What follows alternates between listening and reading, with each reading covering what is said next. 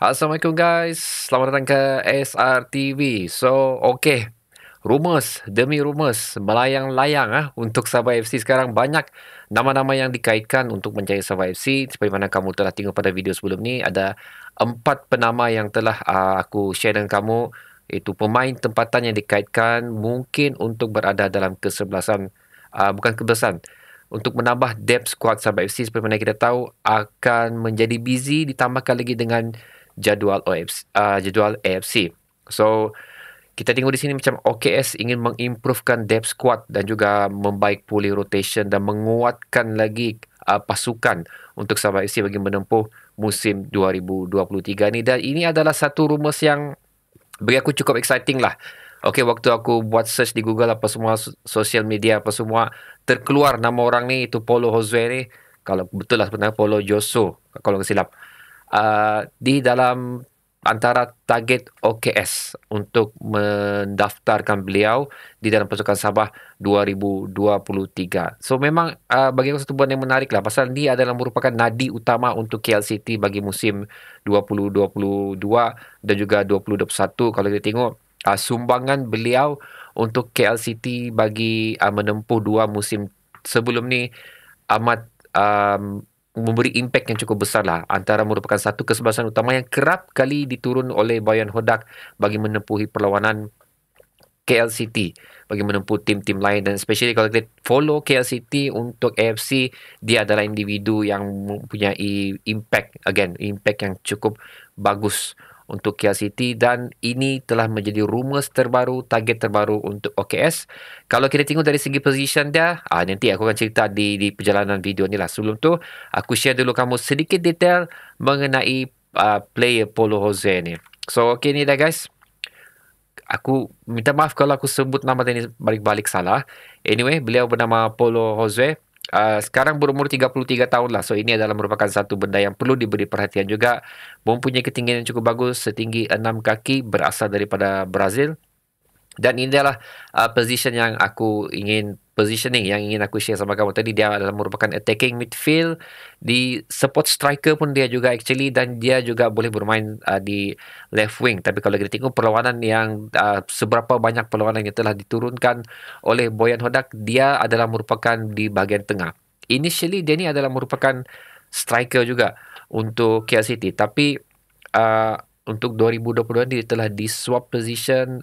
Morales telah diberi tanggungjawab untuk mengemudi jentera serangan KL City, dan Paulo Jose ni telah diturunkan sedikit menjadi center midfield atau lebih kepada playmaker untuk KL City. Dan untuk kontrak pula, dia tidak mempunyai sebarang kontrak dengan KL City buat masa ni. Aku dah cek jugalah sosial media untuk KL City ni, tidak dinyatakan lagi sama ada beliau telah mendatangani kontrak terbaru atau ingin meneruskan hasrat beliau untuk berbakti kepada KL City bagi musim akan datang. Dan ini adalah statistik yang telah beliau lakukan untuk tahun 2022 untuk Liga Super saja ya.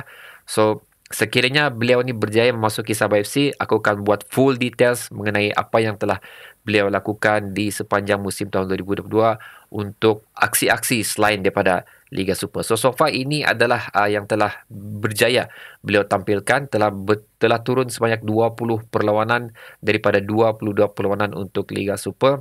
So, 77% as a starting 11 untuk KL City. Again, dia adalah merupakan satu aspek dan juga nadi utama di bahagian tengah untuk KL City.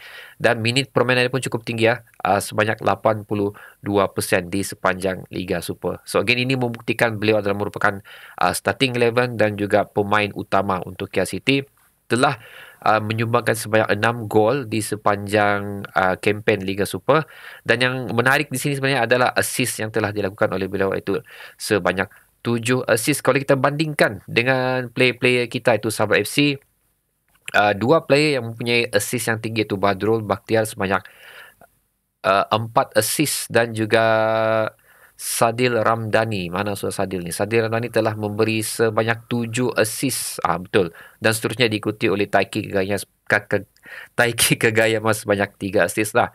So again, ini adalah merupakan bagi aku salah satu, selain daripada kita tidak mempunyai striker yang betul-betul mempunyai profil yang cukup tinggi untuk kempen 2022 ni. Apa yang aku nampak sini adalah ketidakstabilan playmaker untuk Sabah FC juga, iaitu Sadil Ramdhani dan juga Badrul Bakhtiar. Kalau kita tengok di penghujung saingan Liga Super, kedua-dua pemain ni kekerapan untuk mereka turun pada perlawanan tersebut agak berkurangan. Okey, dikenakan lagi especially Sadil yang ada isu untuk beraksi dengan timnas Indonesia. Itu juga memberi serba sedikit impact di sepanjang kempen Sabah FC bagi tahun 2022. So sekiranya dimasukkan juga Paulo Jose ni ke dalam Sabah FC, so kita telah menambah lagi satu advance playmaker untuk tim kita sendiri bagi melengkapkan lagi rotation. Apabila rotation dilakukan, konsisten juga perlu ada.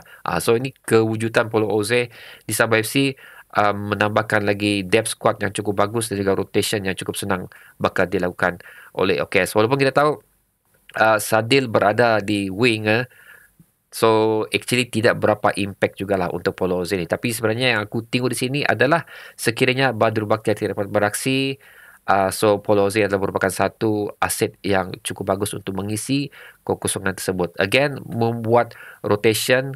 Seperti yang kita tahu, Paulo Jose berumur 33 tahun, Badrul Bakhtiar sendiri pun telah berada dalam 30 tahun. So individu ni adalah merupakan satu individu yang tidak boleh beraksi 100% untuk starting 11 bagi perlawanan Sabah FC yang akan datang. So baguslah di sini. Aku nampak sudah depth squad. Sekiranya lah dia masuk, aku nampak sini depth squad yang cukup bagus, rotation yang cukup bagus. Kita tidak perlu risau kalau Badrul Bakhtiar tidak mampu bermain. Kita ada Paulo Jose untuk menggantikan tempat beliau. Dan satu lagi benda yang menarik aku mau share dengan kamu sini adalah status beliau. So ini adalah hasil daripada data daripada Wikipedia. So seperti mana yang kamu tengok untuk defender daripada KL City juga yang telah berjaya menandatangi kontrak dengan Sabah FC, sebelum sah pengesahan dilakukan oleh Sabah FC sendiri, status Irfan Zakaria juga seperti begini, iaitu di mana tahun 2023 tercatat Sabah FC di situ. So Paulo Jose pun ada tercatat di dalam Wikipedia beliau pada seperti mana yang kamu nampak sini, tahun 2023 tercatat di Sabah FC. So kebarangkalian untuk Paulo Jose untuk menyertai Sabah FC bagi tahun 2023 sangat tinggi. So insyaAllah lah aku juga mengharapkan Paulo Jose mampu untuk berfikir, bukan mampu untuk berfikir lah, dapat berfikir untuk menandatangani kontrak dan bersama-sama dengan kita bagi tahun 2023 nanti. So ini adalah sedikit nota yang aku nampak. Apa kebaikannya sekiranya Paulo Jose ini bersama Sabah FC. Ada beberapa telah aku sebutkan tadi dan aku catatkan lagi di sini. Ini adalah nota penting lah bagi aku. Yang pertama adalah penambahan squad depth untuk Sabah FC sendiri. Seperti yang aku sebut tadi, rotation perlu dilakukan dan juga sekiranya injury juga menghantui untuk bahagian tengah Sabah FC. So at least kita ada pengganti pemain bagi position tersebut.